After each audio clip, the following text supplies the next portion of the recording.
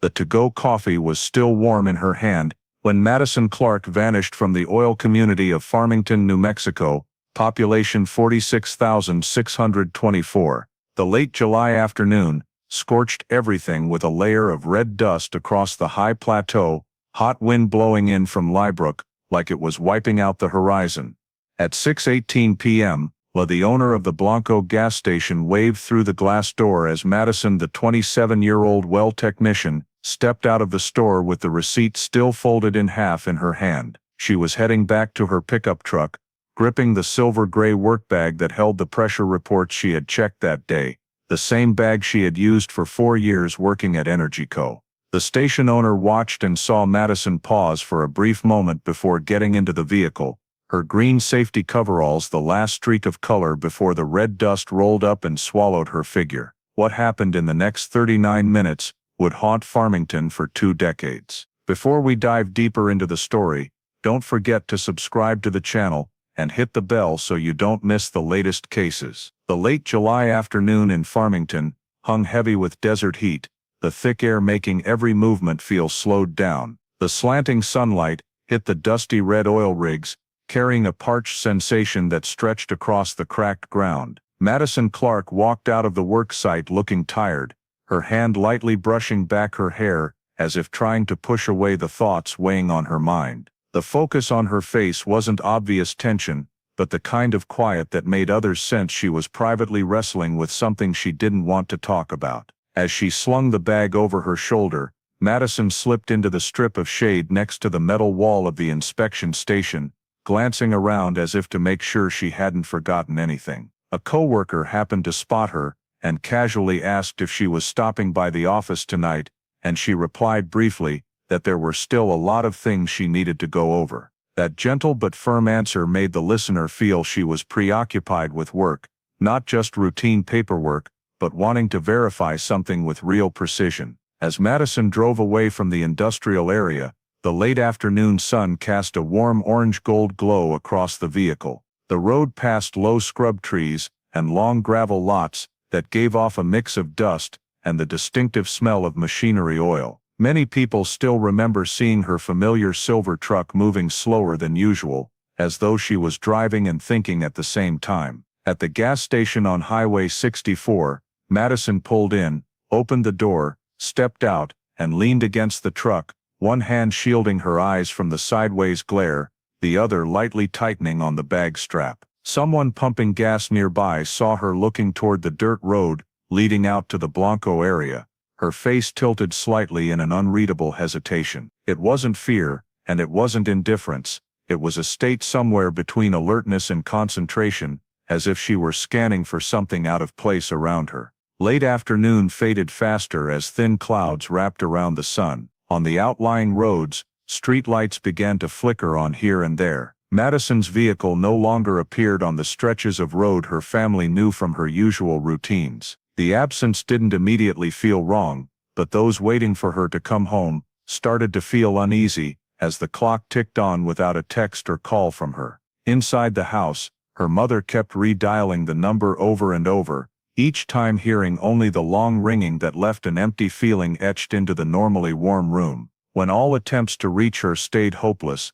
the anxiety grew heavier, turning into a restless inability to stay still. The family decided to go out, driving along the routes Madison usually took. They went from the quiet residential area where she lived, past the gas station where someone had seen her, then turned onto some side roads she often used to avoid rush hour traffic. Headlights swept across the yellow dust on the road, lighting up the low brush along both sides, but revealed no sign of Madison or her truck. They stopped at a few places she might have dropped by, calling her name into spaces filled only with light wind and the hum of air conditioners from closed-up houses. Each passing minute piled another layer of dread onto their unease. Hours of searching turned up nothing. The silence of the phone, the silence of the long empty roads, and the silence of an unexplained gut feeling pushed the family's worry to the breaking point. In the darkness that covered the desert, when every effort had become futile, they had no choice but to do the only thing left. They called the police and reported that Madison Clarke was missing.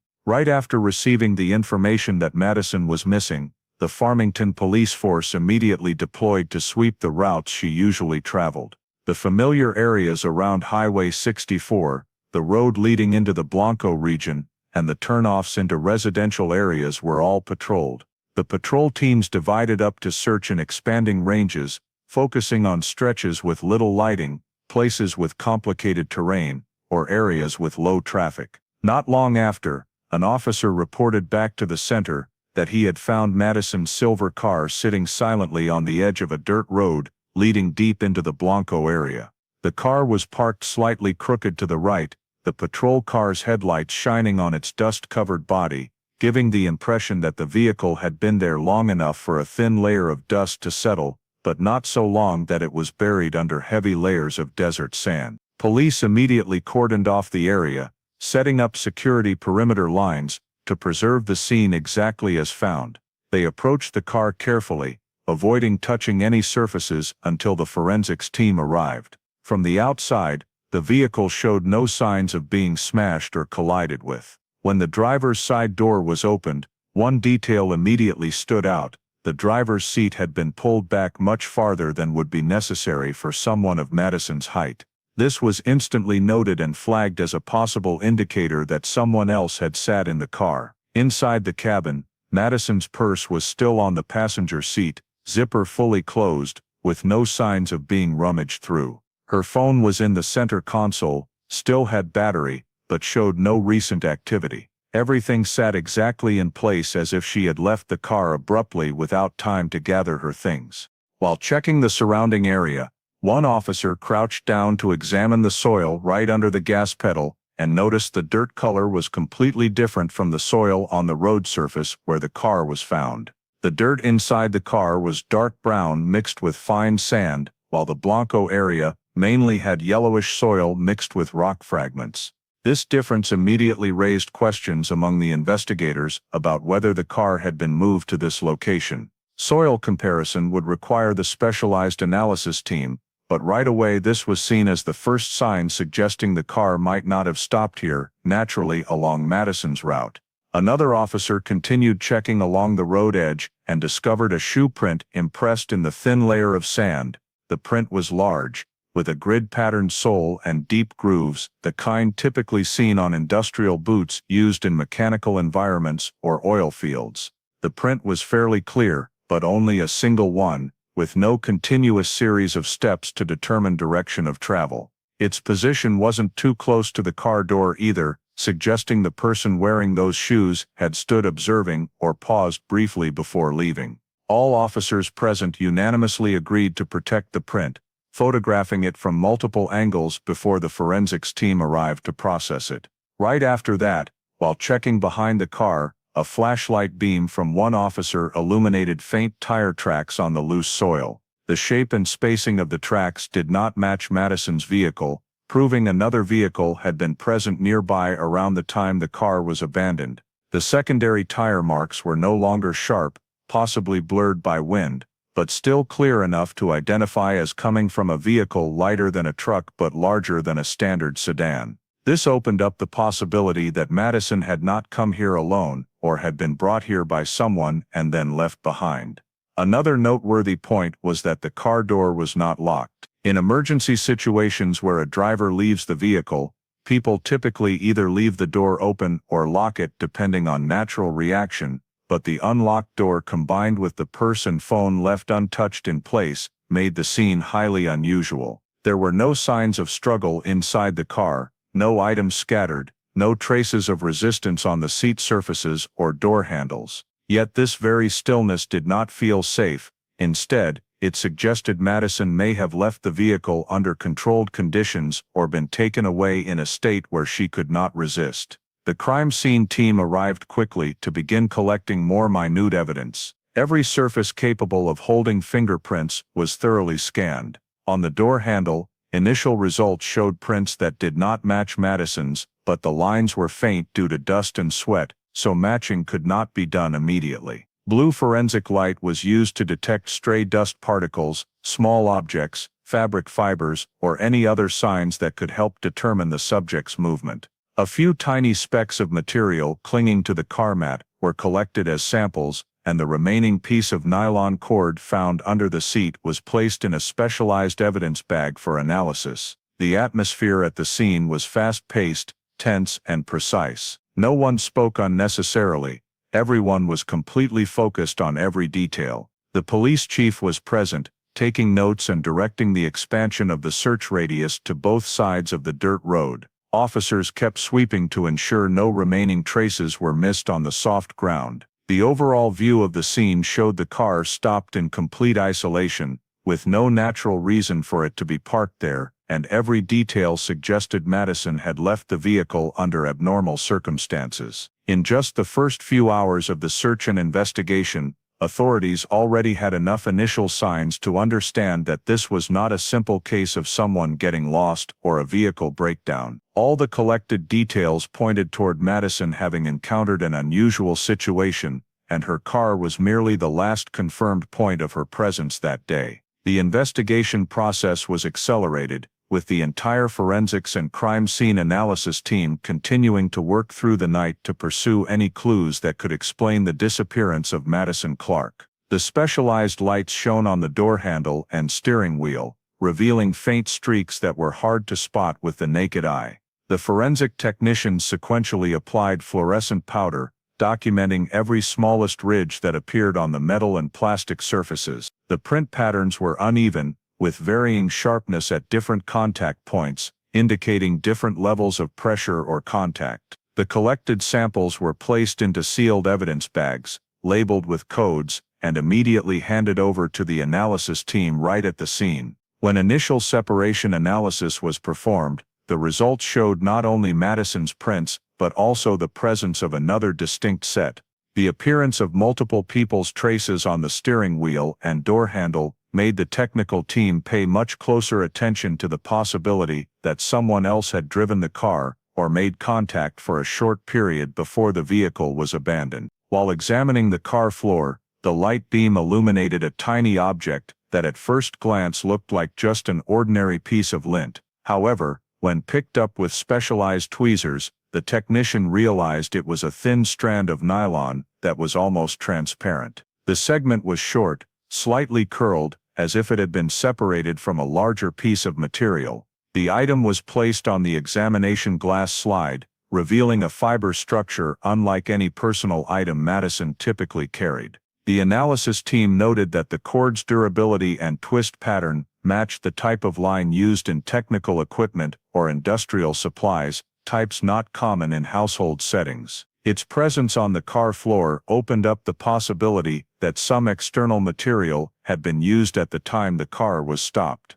In parallel with collecting evidence inside the vehicle, the terrain analysis group examined the area around the wheels. The faint impressions on the loose soil indicated another vehicle had been present at roughly the same time Madison's car stopped. The distance between the two tire tracks and the depth of the impressions into the ground suggested this vehicle was configured similarly to a mid-size pickup truck. Some of the print patterns matched those commonly seen on vehicles used at the old oil wells around Farmington. This led the technical team to note the track layout for later comparison with other samples when needed. The existence of this second set of tire marks at the location painted a more complicated picture of another vehicle's presence, since that dirt road was not a heavily traveled residential route and rarely saw traffic after dark. Farther out, where the light from the scene gradually faded into the darkness of the low grassland, footage captured from a nearby ranch was being reviewed.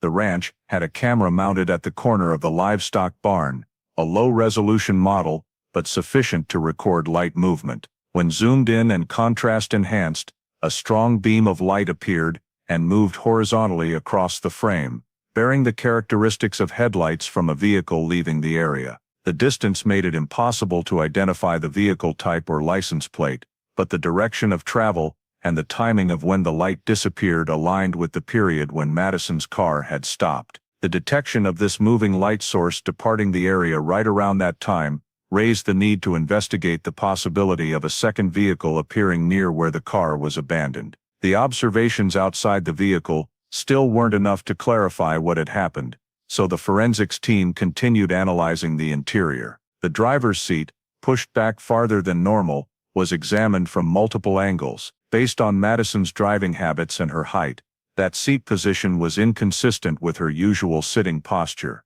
The slight change in backrest angle and the impressions on the seat surface indicated someone had sat there for a short time. The interior rearview mirror was also tilted in a direction that didn't match Madison's line of sight. Such small details rarely occur, if only Madison had used the car before it stopped. The technicians carefully photographed and described every angle for future comparison. The car door, though unlocked, showed no signs of being pried open or subjected to heavy impact. This made the scene even more unusual. It was so quiet that there were no signs of struggle, yet it contained subtle details, indicating another hand had intervened in the vehicle's interior space. The purse remained unopened, items undisturbed, phone neatly in the center console. This tidiness was recorded as part of the scene, carrying no indication that Madison had left voluntarily in a calm or comfortable state. Through each recorded point, the scene picture revealed far more possibilities than the car simply being abandoned.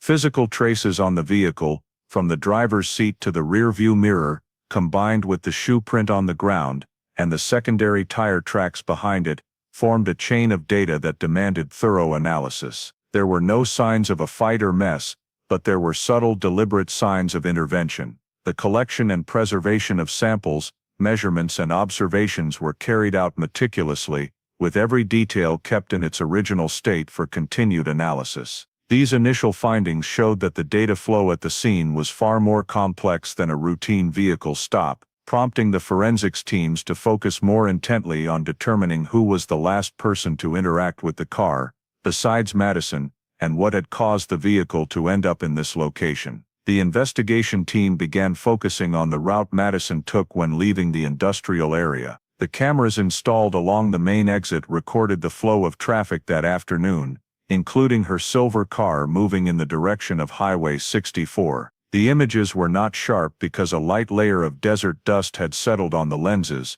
but they were sufficient to confirm the time she left her workplace. The car traveled at a steady speed, with no signs of stopping or making unusual turns in the initial segment. From there, the investigators followed each street camera in sequence, piecing together the vehicle's movement within the town limits, making sure not to miss any small turnoffs that people usually overlooked. At the gas station where someone had seen Madison standing next to her car, the camera mounted above the payment counter provided clearer footage. Madison appeared for a few seconds in the frame, as she stepped into the store to grab a bottle of water. When she came back out, her walk seemed somewhat cautious, occasionally glancing quickly toward the parking area.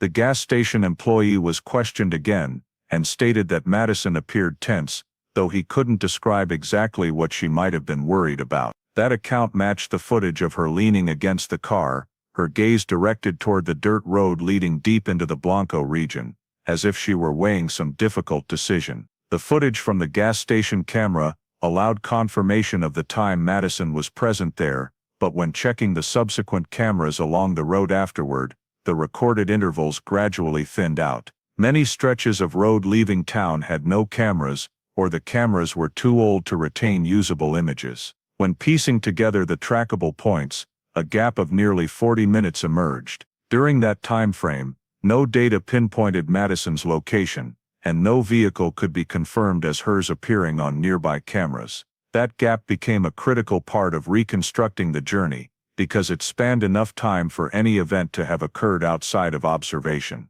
At the same time, the technical analysis team started examining the vehicle's GPS system. The initial goal was to determine the exact route from when she left the industrial area until the car appeared in the Blanco region. However, the GPS data did not display the full route. Some log files had been deleted, many time segments showed no signal, and certain positioning parameters had been altered. This drew attention because the type of car Madison drove had an internal automatic storage and synchronization mechanism that made data loss difficult without deliberate intervention. The retained parameters showed that part of the route was correctly recorded in terms of location, but the majority was fragmented into disconnected segments that could not be stitched into a complete path. When cross-referencing the remaining GPS data with the cameras, the investigators noticed that Madison's car left the gas station heading toward an area with minimal coverage. Several farther traffic cameras recorded nothing matching her vehicle.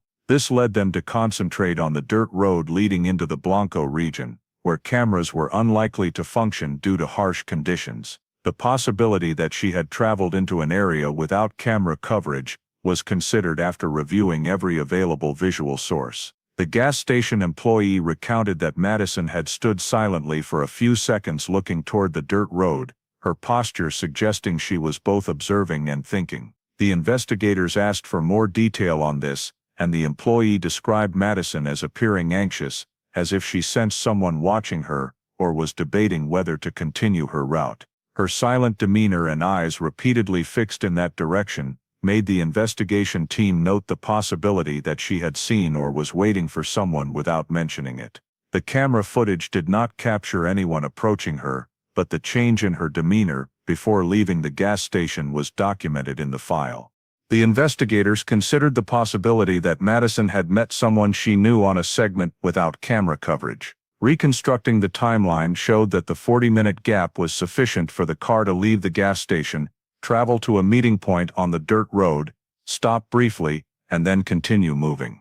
Hypotheses centered on a meeting taking place in a low-traffic area were brought into the scope of inquiry because the route from the gas station to the location where the car was found fully allowed for a stop without leaving visual traces. To complete the timeline, the investigators compiled footage from cameras, the remaining GPS data, and scattered reports of vehicle movements in the area that afternoon. Even so, these pieces did not form a clear path. Madison's car appeared at points with camera coverage, then disappeared from view for a prolonged period before being discovered in the Blanco region, with no indication of the journey to that final position. The deleted data portions and the lack of surveillance cameras along the long stretch made it difficult to determine the last point where Madison was still driving the vehicle. When combining all the obtained images and data, a timeline was created but remained incomplete. It only confirmed the points where Madison was present, the points where cameras were no longer operational,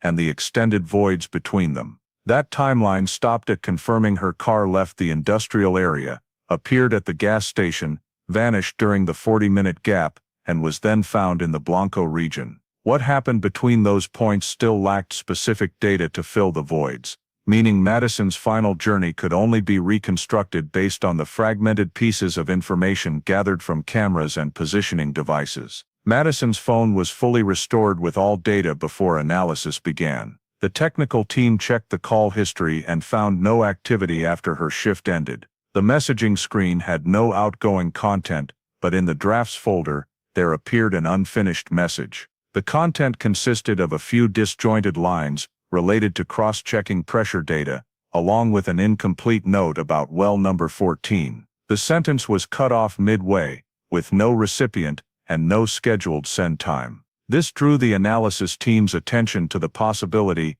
that she may have intended to share something before leaving work, but hadn't had time to send it. When examining the company's internal email system, the investigation team accessed the login history for Madison's account on the day she disappeared. The most recent emails all related to reports on well operations. Among them, the folder containing pressure reports for well 14 had been opened multiple times within the 24 hours before she left the company. The attached technical files showed Madison reviewing an unusual series of data points, including sudden changes that did not align with official reports. This made the picture of her final workday more noteworthy, because Madison did not typically handle reports outside her assigned scope, unless she had discovered an issue that required re-verification. The login history data revealed another critical point. The system recorded an access to Madison's account after the time cameras confirmed she had left the company. This access did not originate from her device,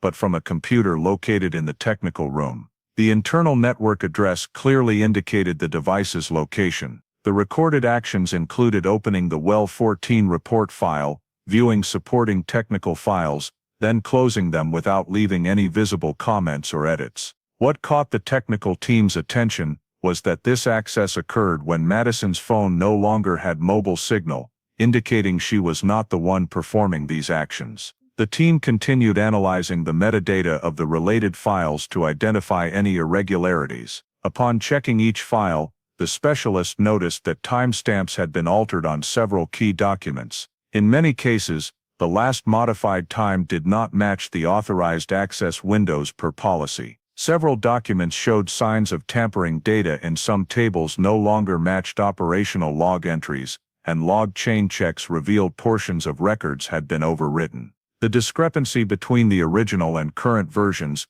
created fragmented strips of information, forcing the verification process to proceed item by item, to distinguish which parts belonged to the initial data and which were subsequent changes. In the supporting files related to well 14, numerous internal coded notes indicated prior modifications, but the information identifying who made the changes had been removed from the display fields. This state only occurs when intervention reaches deeper layers of the system file, something a regular user cannot do. The digital investigation team used recovery tools to retrieve older versions, and portions of the content revealed clear differences between the version Madison viewed during her workday and the version residing on the server at the time her car was found. The missing data strip fell precisely in the section describing the abnormal pressure changes at well 14. While reviewing the full access logs, the technical team noticed portions of data flagged with a status code typically reserved for files in the process of being edited,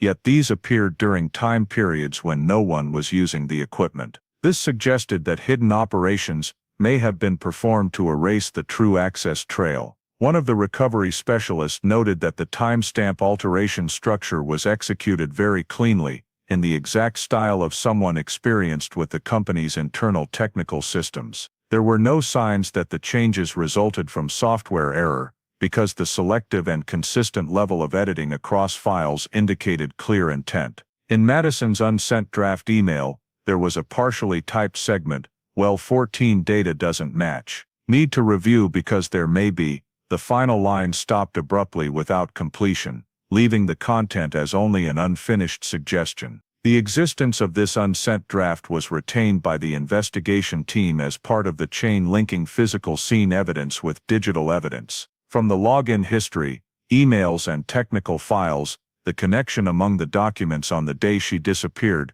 showed that Madison had spent time reviewing data before leaving work. The digital forensics department compiled all the data and issued a descriptive assessment. Files were accessed without authorization, multiple timestamps were altered, and data related to well 14 showed modifications that did not stem from routine operations. The file edit structure indicated deliberate intervention to alter or conceal original content. Madison saving a draft message, but not sending it, along with the system recording an access after she had already left the company, were each documented in detail to clarify the sequence of activities surrounding the documents she had viewed before departing work.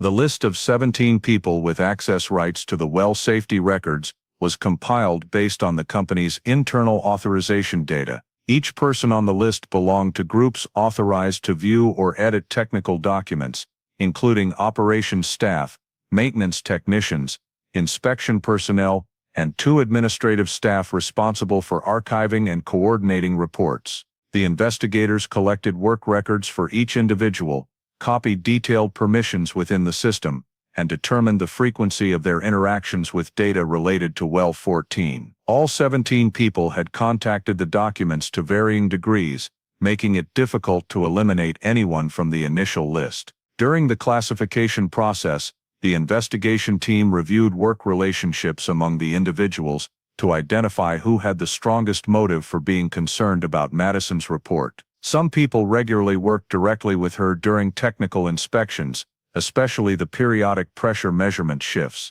The investigators cross-checked each of their assignments, seeing who was responsible for well 14 in the preceding months. A few could be affected if discrepancies appeared in the report, because pressure-related incidents in well operations often carried personal accountability. One technician had a history of being reprimanded for entering incorrect readings on the gauge board last year. A shift supervisor had once been reported for failing to cross-check information during the April inspection, and a maintenance worker had been required to submit an explanation when measuring equipment failed to operate to standard. All of these individuals had reason to be cautious if Madison was about to submit an official report. In the first round of interviews, investigators noted each person's demeanor to see if anyone appeared flustered or inconsistent. 3 people on the list of 17 gave answers that diverged between the initial questioning and the follow-up. One person claimed they had not accessed any Well 14 files the entire previous week,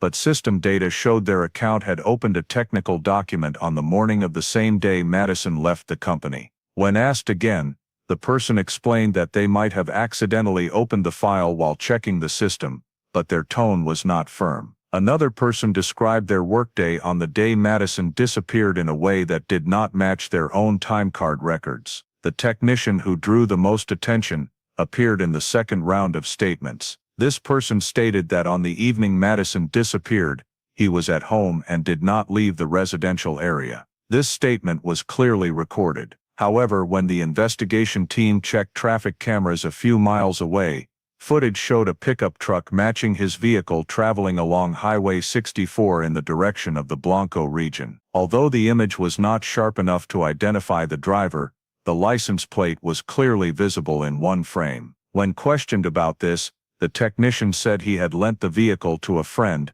but could not provide specific details about the borrower. No phone number, no address, just a vague response that it was a friend nearby. Investigators added a note, because the uncertainty made this person's statement difficult to verify. The majority of the remaining people on the list of 17 had relatively clear alibis. The person on duty at the control station had 3 co-workers who confirmed they were working together during the relevant time frame. An administrative employee was at the internal training center, with a valid attendance record. 2 others appeared on camera at a store far from the Blanco area. These alibis did not completely rule out their involvement with the documents, but they made it unlikely that those individuals were physically near the location of Madison's car. Even so, a few people remained in the category requiring deeper scrutiny. They lacked solid alibis, or were in locations that could not be verified. One person claimed to have been driving around town to relieve stress,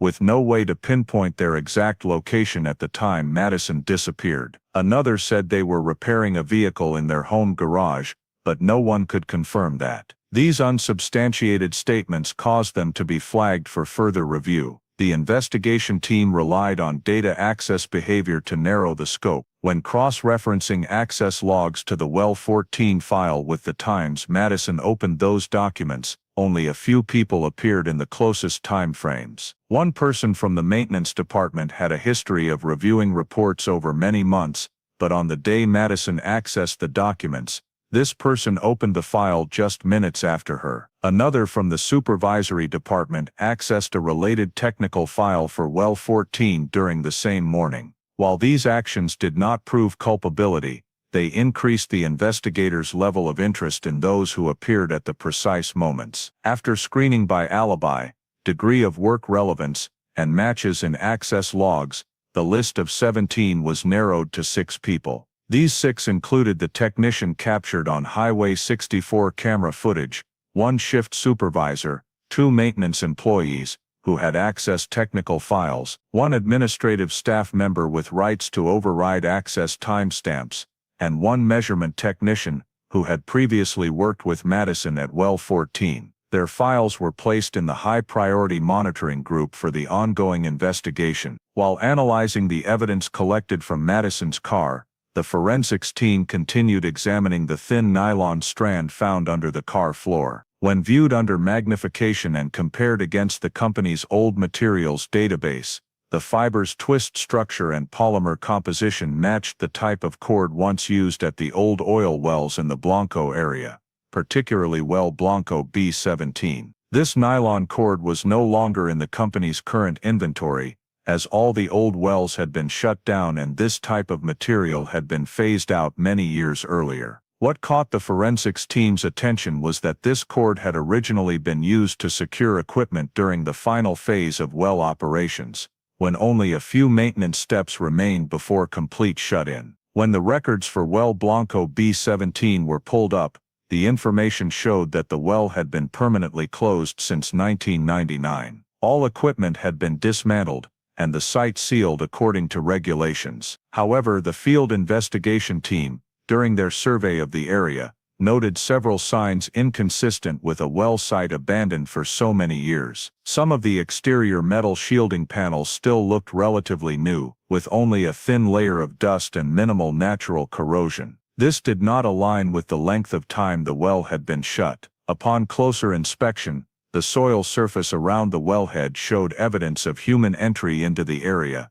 after 2001, based on disturbed soil layers overlying the naturally compacted soil that had formed over many years. These signs of recent human presence prompted the investigation team to expand their observation radius around well B17. The access point to the well area had a metal chain lock and protective latch. When investigators shone lights on the lock cylinder, several fresh scratch marks stood out clearly. Deeper grooves on the lock body indicated attempts to pry or force it open with metal tools. The protective latch also showed signs of tampering, with the paint on both sides of the hinge slightly flaked off.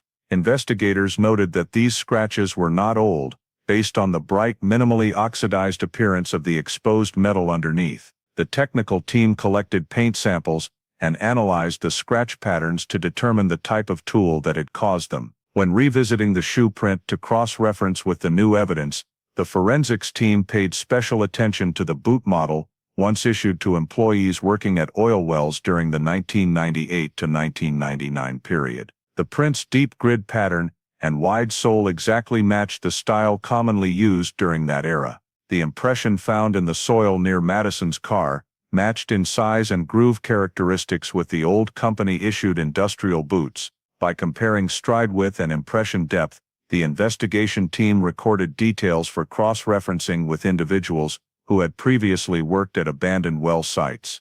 A list of people who could have owned this type of boot was extracted from old personnel records, combined with those already on the access rights list from earlier. The appearance of the nylon strand linked to well Blanco B17, the shoe print matching the old industrial boot style, and the condition of the entry point at well B17 caused the investigation team to shift their primary focus to this area. They expanded the inspection radius to search for additional traces. The surrounding area around the well was flat land with low grass and strong winds, making traces difficult to preserve long-term. Nevertheless, several slightly sunken soil patches indicated that a vehicle had driven in. The tire tracks here were quite faint but showed wheel spacing equivalent to the mid-size pickup that had appeared on traffic cameras near Highway 64. When the width and depth of the tracks were remeasured, the specifications fell within the range of vehicles commonly used by many employees toward the end of the 1990s. During the survey, the terrain team discovered multiple fragments of debris under the wellhead cover plate, including several smaller nylon strands and a piece of gray industrial tape. These items indicated human activity right at the wellhead itself. There were no signs of new materials. Everything belonged to the generation of supplies used while the well was still active. This was documented to establish a connection between the evidence inside Madison's car and well B17, while cross-referencing with the list of employees who could have accessed the site. Meanwhile, kinetic trace analysis around the well's perimeter fence showed that the soil near the gate hinge had been compacted in a specific direction, proving the gate had been opened recently. This was not a natural effect caused by wind. The scratch marks on the lock body also aligned with the direction of applied force. All these details were recorded individually, without being combined into a general conclusion, to ensure each trace retained independent evidentiary value during examination. When reviewing the remaining list of 6 people after the initial screening,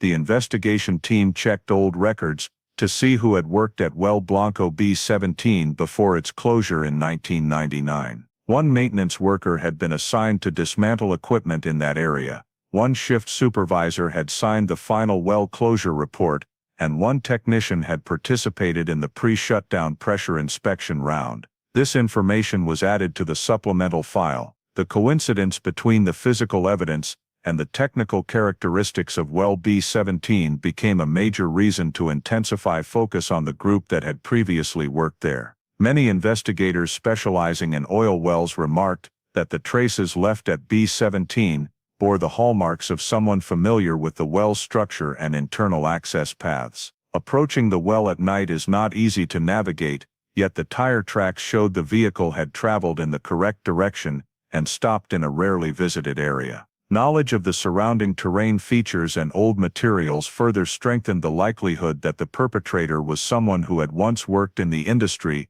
or had specialized contact with abandoned wells. Each clue gathered in the Blanco B17 area was filed separately and assigned a sequential number. During this phase, every element was recorded independently to avoid drawing any overarching conclusions prematurely. The presence of old materials in Madison's car, the pried lock, the shoe print, the nylon strand, and the material fragments at the well formed a chain of information that required further analysis to determine the extent of the connection between Madison and well Blanco B17. During the detailed inspection inside Madison's car, soil samples adhering to the gas and brake pedals were collected using a micro-vacuum tool, avoiding any disruption to the highly changeable grain structure. When the sample from under the pedal was placed under the microscope, the analyst observed a mixture of fine dark brown soil and larger mineral grains. This characteristic did not match the yellowish soil mixed with rock fragments typical of the Blanco area where the car was found. The stark difference prompted the geology team to expand sample comparisons to locate an area with matching soil layers. When the sample was introduced into the mineral composition analyzer, the results showed a high content of montmorillonite, a type of clay mineral commonly found in old oil fields drilled deep during the 1970s to 1980s. This soil type is rare in the Blanco region but appears in records of old wells at Lybrook Field, an area several miles from Farmington. Lybrook features soil characterized by a brown-gray mix, naturally low moisture, and was described in the company's old geological survey records. When the pedal soil sample was compared to archived samples from the old Lybrook B17 well, the characteristics matched at a high level. Investigators collected additional soil samples at Lybrook Field for comparison. At the location of well Lybrook B17, the surface soil layer had color and texture closely matching the sample taken from Madison's car pedal. The grain cohesion in the sample was also similar to soil from wells that had been shut down long ago. This match was recorded in the form of parameters, including mineral structure, fine particle ratio, and microcrystal shape under microscopic view. No soil samples from the Blanco area produced similar results. This caused the geological analysis team to focus much more on the possibility that the car had passed through the Lybrook area. While collecting soil samples at Lybrook Field, a survey worker noted faint tire tracks appearing on the dry soil layer near the entrance. Since the area had been closed for a long time, the soil normally showed no fresh impressions under ordinary conditions. The tracks were not sharp enough to identify the vehicle type, but the spacing between the wheels could fit a mid-size pickup or SUV. These impressions were recorded separately for cross-referencing with other data. The company's archived data contained security log entries for old shut-in oil wells. When investigators checked information related to Lybrook Field, one item stood out in the records from 2002. There was a note stating that the protective gate at the Lybrook area had been found open and misaligned from its locked position, but no follow-up report or repair recommendation was attached. The entry was very brief, only a few lines, as if the person noting it had intended to report, but did not complete it. Because old records lacked much detail, this item was added to the list of related indicators. Upon on-site inspection at Lybrook B17, investigators observed that the lock had been replaced with new steel wire. However, the underlying old metal showed previous impact marks. Several horizontal scratches extended across the surface, with light abrasion, indicating the lock had once been subjected to force from a metal tool. Although the current lock was not evidence itself, the scratched old hinge still bore physical signs consistent with the information from the 2002 security log.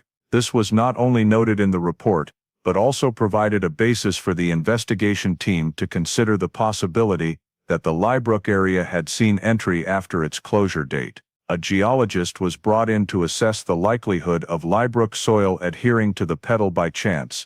After examining the grain structure, crystal morphology, and adhesion properties, he described that this soil type could only stick to the petal if the vehicle had driven directly over Lybrook ground or stood in an equivalent environment. The mineral characteristics in the sample, including montmorillonite content and fine particle distribution, could not originate from the Blanco area or the paved roads around Farmington. Because the soil has high stickiness when compressed by footwear, the possibility that it fell onto the pedal from the driver's shoe during vehicle operation was noted for analysis. When comparing the pedal soil sample with soil collected at Lybrook, the similarity between the two samples was demonstrated through chemical composition analysis results. The proportion of ultrafine particles, natural wear patterns, and layering form matched the deep soil sample from well B17, rather than ordinary surface soil. This indicated that the soil adhering to the pedal was not merely from the car passing through the Lybrook area, but was likely related to the vicinity of the wellhead or access path. After recording all the geological data, investigators placed this information parallel to other traces collected from the scene. The soil sample inside the car, signs of tampering at the old well entrance, and archived logs about mysterious presence at the Lybrook area were grouped within the same analysis scope. The geologist entered into the report a technical opinion that the soil structure adhering to the pedal was more consistent with the Lybrook B17 well area than any location around Farmington. The statement was retained as a technical description, not an overall assessment. In the recorded file, the item concerning the possibility that the car had been at Lybrook was noted under two scenarios. Madison's vehicle had traveled to the Lybrook area before being abandoned at Blanco, or someone drove the car to Lybrook during the time gap when cameras recorded nothing. These two possibilities were listed without drawing a conclusion about which one occurred, to ensure all data remained in its original state for further analysis steps in the file. In 2003, while the geological and scene analysis was still expanding, the police department received a strange envelope sent through the mail. Inside the envelope was an anonymous letter with brief content, asserting that Madison was still alive and had left Farmington to avoid a personal trouble. The handwriting was scribbled, but deliberately made to look scribbled on purpose. The writer did not sign a name, nor left any identifying mark about their identity. The letter only carried an outward appearance of reassurance, but the choice of wording made investigators note that the writer intentionally described Madison as having voluntarily left. This appeared exactly at the time the investigation was beginning to focus heavily on the abandoned oil wells, making the letter an element that needed careful consideration. When examining the postage stamp on the envelope, investigators noticed that the zip code did not match the sending location indicated by the ink postmark. The date printed on the stamp showed signs of being altered with a heated tool, blurring the old ink layer and overprinting a new ink layer on top. Paper analysis revealed that the envelope had been purchased at a store in a different town, outside the usual mail route for Farmington. These discrepancies led the technicians to record a high likelihood that this was not a genuine letter, but rather a deliberately fabricated item intended to divert the investigation in another direction. Since the letter contained no specific information, no description of where Madison was living or who she was supposedly with, the letter was classified in the group of misleading evidence. Around the same time, a series of reports flooded the police hotline, claiming that a woman resembling Madison had been spotted in nearby towns. Some said they saw her in a fast food restaurant, others claimed to have encountered her at a late-night convenience store. However, when cross-checking detailed descriptions, none of the cases matched Madison's distinctive features. A few described a different hair color, some described a height that did not align,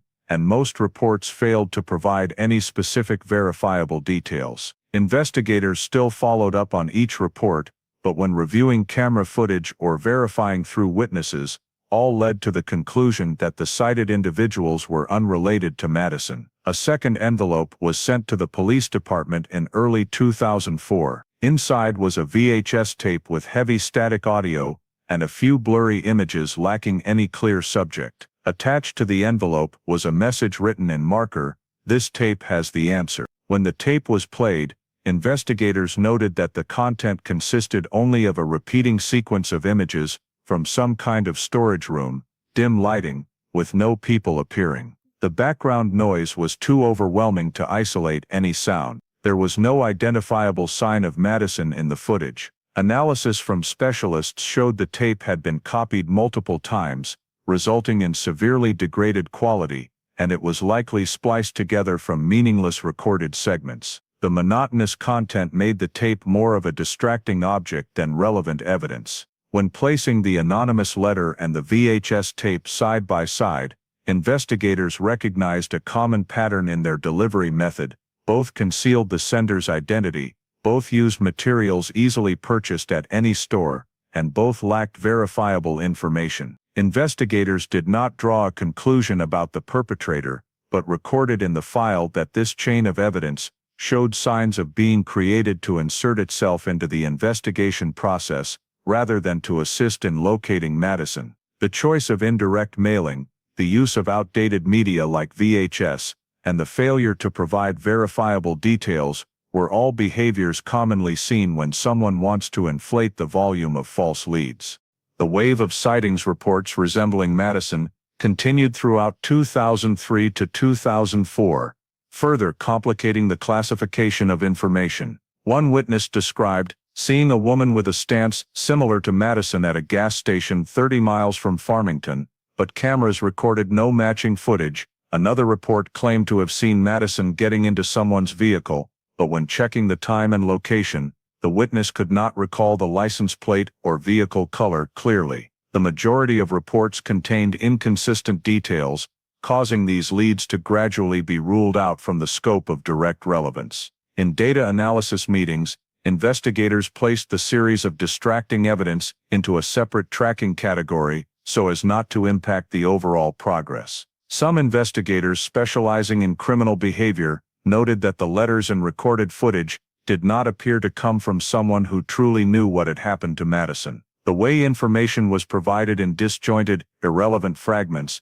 appearing precisely when the investigation was shaping its direction, suggested this could be deliberate behavior aimed at creating forks in the information intake process. In the analysis department's notes, the act of sending letters and the VHS tape was described as a form of interference intended to create a false belief that Madison was still alive. Fabricating mismatched witness reports also contributed to wasting investigative resources on verifying unsubstantial leads. When piecing all the information together, the motive behind this chain of false evidence was recorded in the file as a description, to create a layer of confusing information that would divert attention from critical clues, slow down the process of tracing evidence, and extend the time needed to erase or obscure initial traces. In the 3 years since the day Madison disappeared, there has been no sign whatsoever indicating that she is still alive. No bank transactions, no phone contacts, no social media accounts activated, and no witness statements reliable enough to confirm her appearance anywhere. Dozens of reports of sightings resembling Madison continued to come in, but were all ruled out because they did not match her distinctive features. The absolute absence of any signs gradually made the investigation picture feel increasingly empty, leaving only scattered pieces of evidence that could not yet be connected. As the investigative force in Farmington tried to maintain the review process, their resources steadily diminished. Officers assigned to Madison's case continued to check new incoming information, but the overall workload at the department forced them to share personnel across many other cases.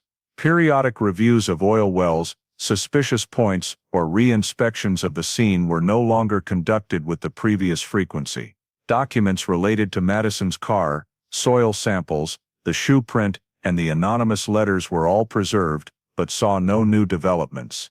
When a full year passed without any significant new leads, the case file began to be separated from the main investigative group and transferred to the slow follow-up unit. Reports received from other districts were still logged, but the number of officers involved in verification dropped significantly. Many meetings related to the case were no longer held regularly, and file pages were only updated when information absolutely had to be recorded. The investigative force in the city faced a situation where many new cases emerged, requiring higher priority, causing Madison's disappearance to gradually drop in priority.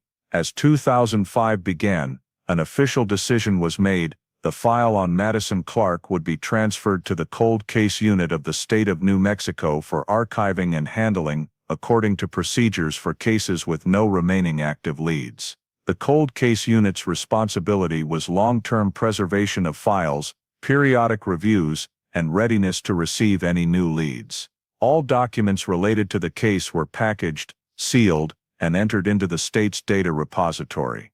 During the handover process, technicians reviewed all evidence once more. Some samples could not be analyzed with the technology available at that time, particularly the mixed DNA samples recovered from the steering wheel and door handles. The mixed DNA had not been separated into individual profiles because separation methods were still limited. Scratches on the oil well locks and fragments of old materials also lacked sufficient basis for matching to any specific person. The soil samples from Lybrook field were preserved, but there was not enough basis to link them to any particular individual based on available information. All were stored according to regulations, with notes attached stating they could become useful if future technology advanced further. The technicians who participated in the case during its early stages all recorded the particular difficulty of this file. No body, no direct eyewitnesses, no cameras capturing the most critical segment of Madison's journey, no trace confirming the last moment she was alive. Everything stopped at the abandoned car in the Blanco region, the single shoe print, and soil traces that did not match the discovery location. That was a collection of evidence insufficient to form a complete logical chain. When the case was handed over to Cold Case, the file's priority level was recorded as low. This unit had to handle hundreds of other cases across the entire state, each waiting for a new breakthrough. Madison's file was placed in the group with no active direct investigation, to be reopened only if new information emerged, or when technology improved enough to analyze the remaining evidence. Many files in the repository were in similar condition, and this was the mandatory procedure when field efforts yielded no results. In the final archiving report of 2005, the Madison Clarke case was recorded in a status of informal suspension, a term describing a situation where no active investigative steps remained, but the case was not fully closed because the possibility of new leads still existed. Cold case regulations required files to be kept intact so they could be reopened immediately upon the appearance of new data. Every page of documents, every piece of evidence, and every witness report was renumbered within the state's archiving system. At this point, the file no longer received regular follow-up from local forces, and on-the-ground investigative work had virtually come to a complete halt. Investigators who had once worked the case were reassigned to other matters. The only remaining work was archiving, preservation, and updating the file when necessary. From that point onward, the disappearance of Madison Clarke entered the phase that many prolonged cases had experienced: prolonged silence in the cold case files, waiting for a new element that could change the static state of the investigation. When the evidence from the Madison case was brought into the periodic review process, a sealed bag containing a pair of industrial gloves previously recovered near the location of the car was opened for analysis using new technology. Previously, the gloves had only been noted as peripheral evidence due to the lack of tools to examine the chemical residues on the surface. In this analysis, technicians used molecular spectrum scanning to check the residue layer on both the inner and outer surfaces. The microparticles obtained after solvent separation produced a noteworthy result. The chemical layer adhering to the gloves contained a mixture of additives once used in treating residue from old oil wells, particularly the anti-crystallization polymer that appeared in well maintenance records from the 1990s. This type of chemical is no longer used in current wells, as residue treatment procedures have changed and no longer rely on the old formula. The molecular characteristics of this additive are quite distinctive, almost unmistakable for use in other purposes. When viewed under an electron microscope, fragments of old polymer appeared interspersed with soil dust, adhering in thin layers on the gloves. This indicated that the gloves were not new items, and had been used in an old oil well environment before being discarded near Madison's car. Although it could not be determined who had worn the gloves, the type of chemical adhering to the surface made them a significant piece of evidence in identifying the environment the wearer had contacted. During the review of company records, an investigator re-verified the pressure reports for the oil wells that Madison had examined. When cross-checking the digital and paper versions, a report for well 14 was found to be missing a page. The page numbering showed that page 2 was not in the file set. This was not a typical system error, because printed copies produced by the inspection department were always kept in duplicate. The investigator checked the remaining copy in the archive storage and discovered that the duplicate was also missing exactly that page. The note section at the end of the report indicated that the person who printed it was an administrative employee, but this person had not worked at the company for many years and could not provide additional information. When reviewing the system access logs, the data technician recorded that Madison had opened this exact pressure report on the day she disappeared. The file access time coincided with other logs recording internal access related to well 14. The investigators downloaded the remaining original file in the system and checked the data region marked as edited. This region corresponded precisely to the section that matched the missing page in the printed version. There was no visible content, only evidence of partial overwrite operations.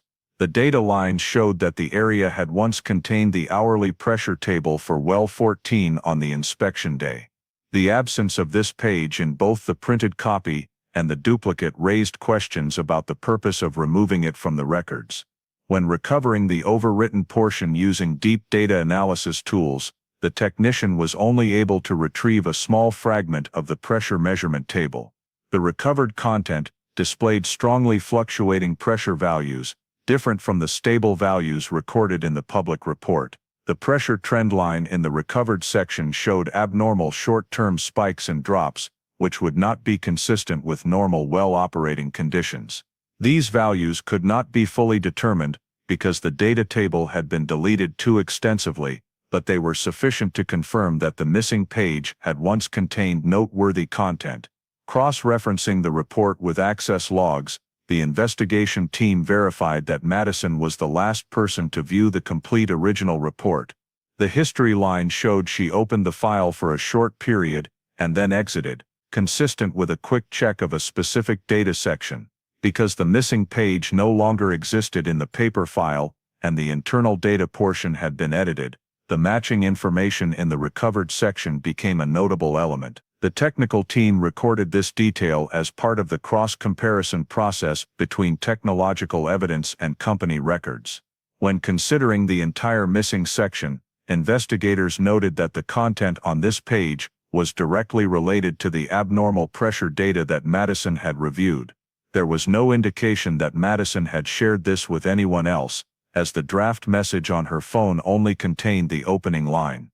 The disappearance of the report page from both the paper archive and the internal copy led the review team to note that the recovered results were sufficient to identify the missing content as information potentially capable of impacting well safety assessments. Some investigators responsible for industrial technical matters examined the recovered data flow and suggested that the abnormal pressure fluctuations could be related to recording errors, improper operations, or concealment of technical responsibility in older reporting periods.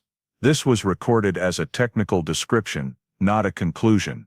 In the review report, the final item stated that the connection between the gloves bearing residue treatment chemicals from old oil wells and the missing pressure data page fell within the group of information requiring deeper analysis.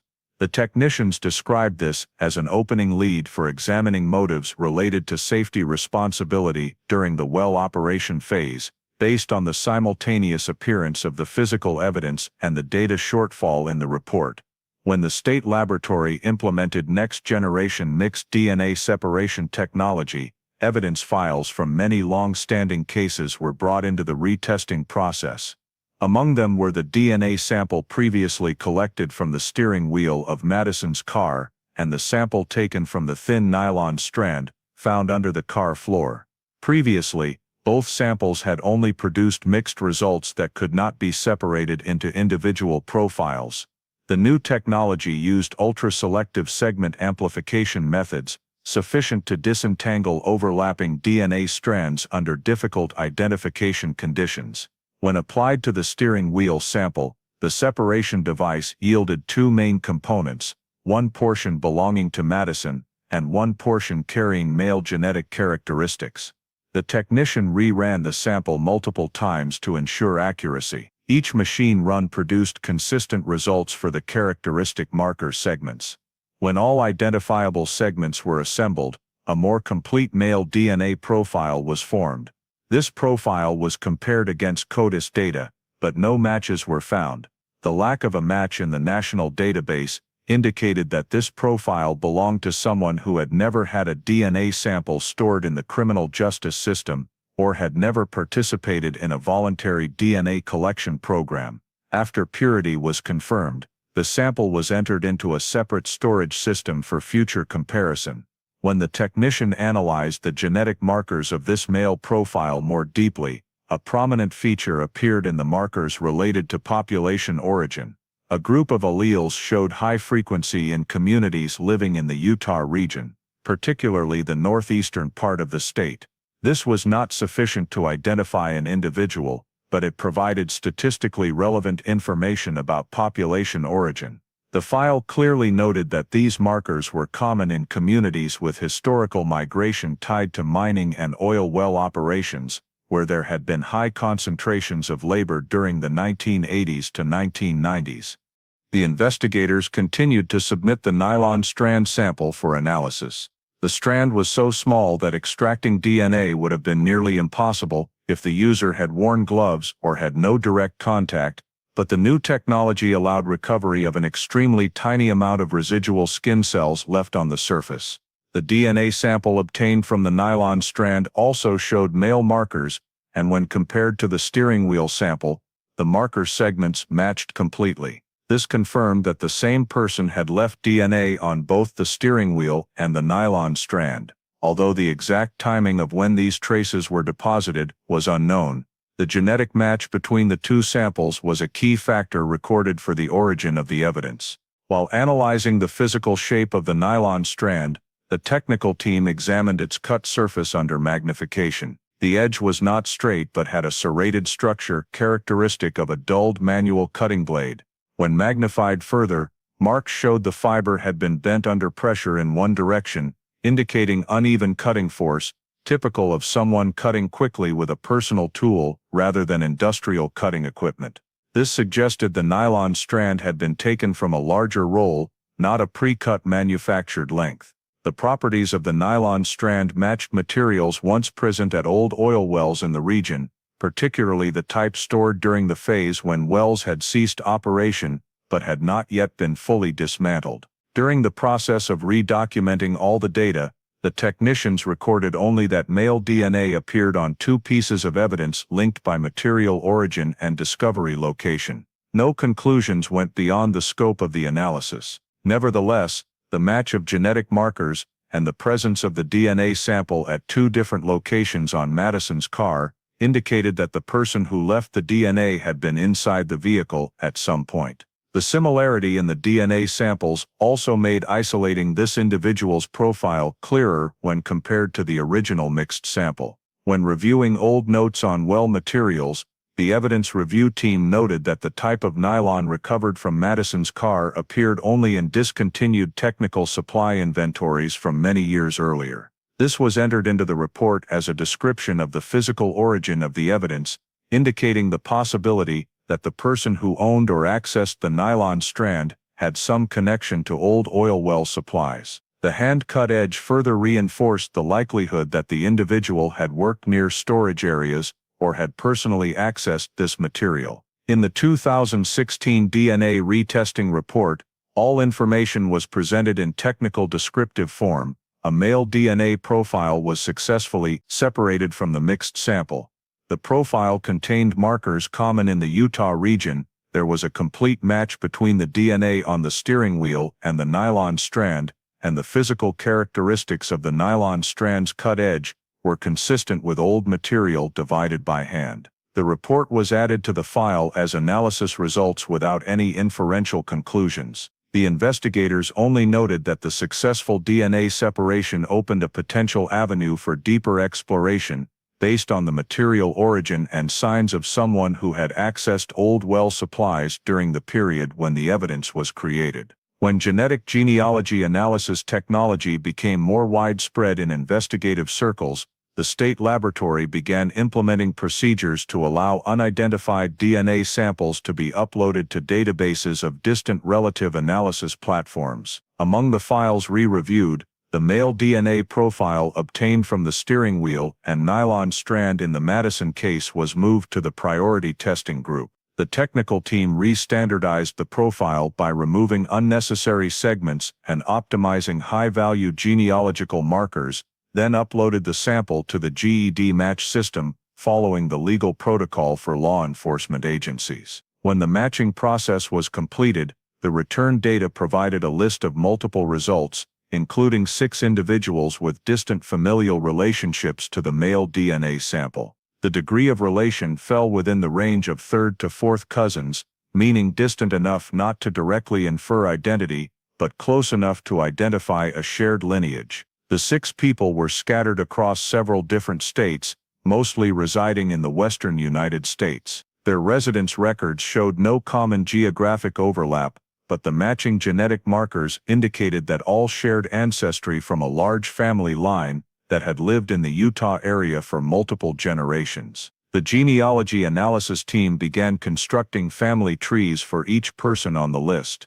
Each tree was built backward for 4 or more generations, based on birth certificates, marriage licenses, civil records, and publicly available data sources. Many branching paths appeared in each tree, but upon close examination, certain surnames repeated across multiple family trees. This created a foundation to merge the trees into a broader lineage diagram. The merging helped eliminate overly distant branches that did not fit the investigation scope while identifying family clusters that appeared repeatedly in the data. After merging the 6 family trees, the analysis team narrowed down to a set of approximately 20 men belonging to branches with closer relation to the DNA sample. From there, they continued screening by reviewing birth years, relocation history, and residency records for each individual. The goal was to find who fit the age range and timeline of Madison's disappearance. Men who were elderly or born after 1990 were removed from the list. Several others were eliminated because they had resided full-time outside the Southwest region during the relevant verification period. After this process, the list was reduced to 5 individuals requiring deeper checking. The investigation team continued cross-referencing the occupational records of those remaining. 2 worked in education, 1 in federal transportation, and 1 lived in northern Idaho with no history of leaving his residence for 2 decades. The final person in the group of 5 had a work history at several small technical companies in the Utah, New Mexico area, including businesses that had participated in oil well maintenance. This individual was temporarily placed on a watch list for further data comparison. When delving deeper into the genealogical branches, the analysis team identified 2 names that aligned in time period and demographic features with the DNA sample. Both belonged to different branches, but were direct descendants of a large family that had long resided in Utah. Both records fell within the age group suitable for having been in the oil well technical field in the early 2000s. One man, born in 1962, lived in Utah for most of his life, and according to death records, passed away in 2001 due to a traffic accident. This individual lived far from the areas connected to Madison's case during most of his adult life, and his death occurred before the disappearance, so he was ruled out of scope. The second record belonged to a man named Ryan Doyle. Doyle's residency history showed he was born in 1974 in Vernal, Utah, then moved to New Mexico around age 20. This period coincided with the phase when oil wells in the region were being shut down or transferred in operations. When the analysis team checked employment history, they found Doyle's name in old documents from EnergyCo, the company that operated many oil wells in Farmington and surrounding areas.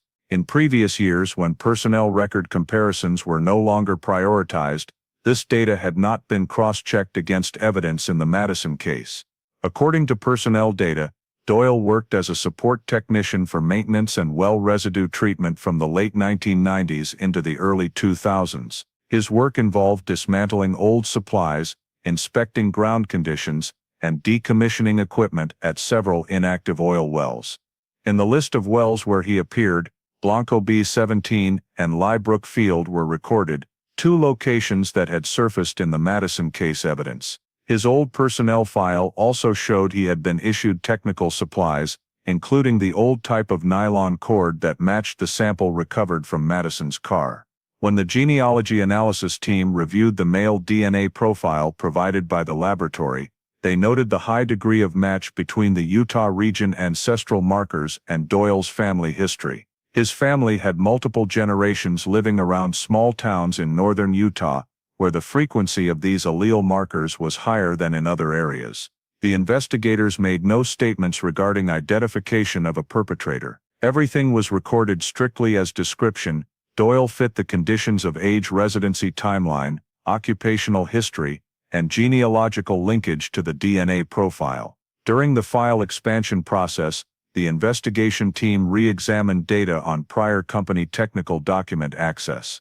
When cross-referencing well pressure reports and individuals with file viewing rights, Doyle's name appeared in several old logs for accessing maintenance documents. These logs fell during the period when many oil wells began to be dismantled. Doyle's appearance in personnel records, combined with the recovered DNA profile, made him the only individual within the genealogical scope who met all the criteria established during the narrowing process. When the technical team compiled the report for the investigative agency, the document did not state any conclusions about criminality or motive. The concluding section simply listed the elements. Male DNA was uploaded to GED match, 6 distant relatives were identified, 6 family trees were merged, the list was narrowed to 2 individuals, one deceased in 2001 was ruled out of scope.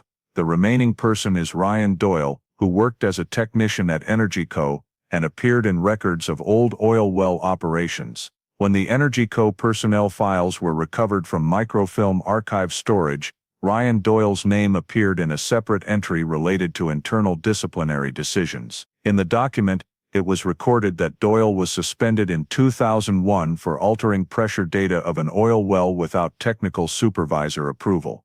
The note entry stated that the pressure report had been changed in the chart section, causing the figures not to reflect actual operating conditions. The internal review at that time concluded that Doyle could not provide a reasonable explanation for the alteration. The suspension decision was issued for a short period, after which Doyle voluntarily resigned and left the company. In the same file set, the list of personnel who had been present at wells shut down during the 1998 to 2000 period showed Doyle in the group of technicians assigned to Blanco B-17 and Lybrook multiple times. Assignment logs recorded that he had participated in dismantling equipment, collecting old supplies and handling wellbore residue before closure.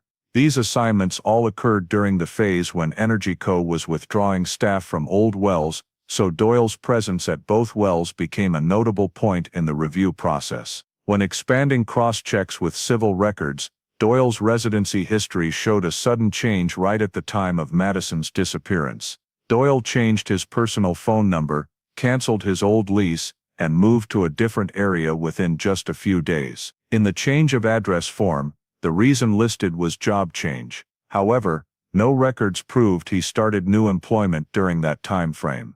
The former landlord stated that Doyle left very quickly, leaving no belongings behind and not forwarding mail. This abrupt change was flagged in the investigation team's notes. When the technical team reviewed 2002 cell tower data, when telecom systems began basic signal retention, they discovered several scattered records related to the phone number Doyle used before changing it. One of the records showed a signal originating from a tower near Highway 64, during a time frame overlapping Madison's travel window. Although data from that period lacked precision for absolute location, the tower's coverage area encompassed the boundary between the main road and the dirt path leading toward Blanco, precisely where Madison's car was found. Investigators recorded this detail in the location analysis section.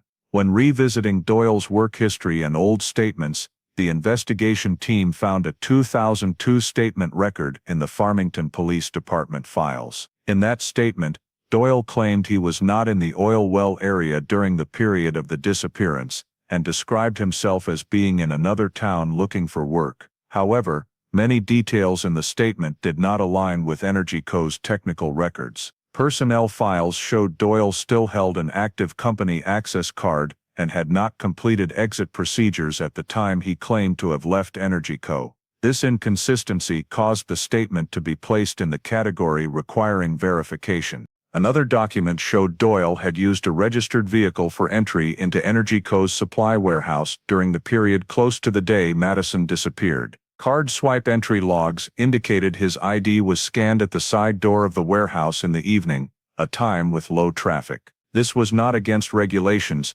since technical staff sometimes needed tools after hours, but when placed alongside cell tower data and conflicting statements, the item was flagged by investigators for confirmation of route accuracy. During further review, the investigation team examined technical files that Doyle had previously edited. A copy of the 2001 altered report in internal archive storage showed pressure table changes, very similar in style to the adjustments appearing in the missing data page of the report Madison had opened before disappearing. Doyle's edit pattern specifically indicated intervention in the hourly pressure values, the same type of change present in the recovered data from well 14 file. These similarities in editing method were noted in the list of technical overlapping indicators. In the technical responsibility file, Doyle had been described as someone well-versed in well residue treatment procedures, capable of handling old supplies, and familiar with tools used at abandoned oil wells. These descriptions aligned with analyzed evidence, including the hand-cut nylon strand and the chemical residue layer on the pair of gloves. The appearance of matching details was not combined into a conclusion, but recorded separately in individual entries for continued cross-referencing. When investigators fully compiled Doyle's file, a comparison table was created listing items, reason for 2001 suspension, presence on personnel lists at Blanco B17 and Lybrook, sudden phone number change and relocation, cell tower data appearing near Highway 64, and statement inconsistencies with EnergyCo technical documents. This table was not used to draw conclusions, but to clarify the degree of coincidence between personnel data, physical evidence, and Doyle-related timeline elements. In the final review team's comprehensive report, the level of suspicion regarding Doyle was described by noting the increasing number of points requiring verification. No statements went beyond the data. The notes sections only listed inconsistencies, history of pressure data intervention, access to old oil wells, and the appearance of telecom data overlapping the route where Madison's car was found. The recovered pressure data from well 14 showed a sequence of strong abnormal fluctuations, the kind of variation that oil and gas engineers typically view as a warning signal for potential well blowout risk. The figures falling outside safe ranges were absent from the official report, because that page no longer existed in either the paper file or any duplicate.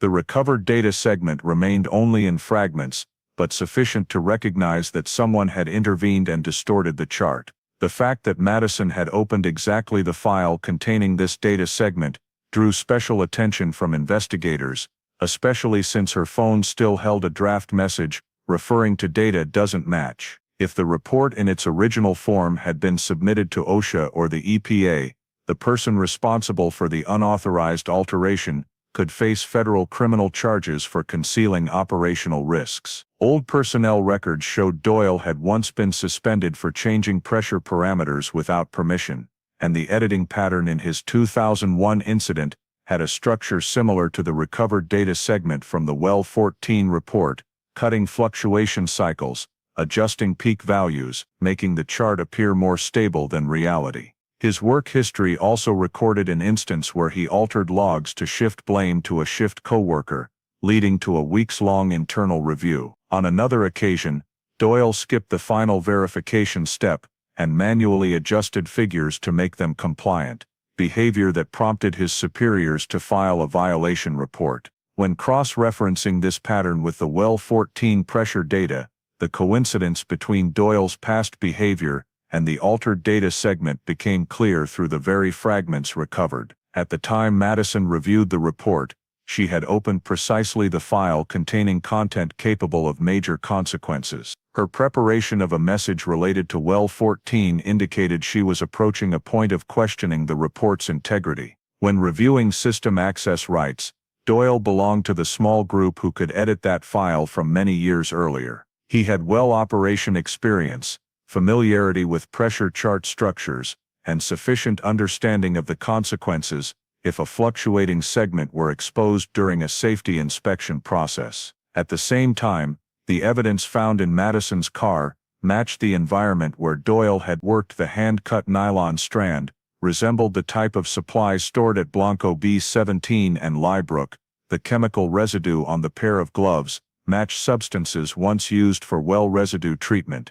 The shoe print matched the industrial boot model issued to employees in the late 1990s. All belonged to the work environment Doyle could access over a long period. When cross-referencing telecom data, the signal from the phone once belonging to Doyle appeared near Highway 64 exactly within the time frame overlapping Madison's final journey. No record was precise enough for absolute location, but the coverage area sat directly over the route leading to the Blanco region, where Madison's car was found. This placed Doyle within possible range of encountering her that evening. Industry oil and gas research describes a pattern of behavior that often occurs when technicians try to prevent their violations from being discovered. Individuals in this group tend to generate information noise, attempt to block others from reporting incidents, and sometimes make direct contact with someone about to submit a report when they sense exposure risk. This characteristic drew investigators' attention to the strange chain of actions that appeared after Madison disappeared: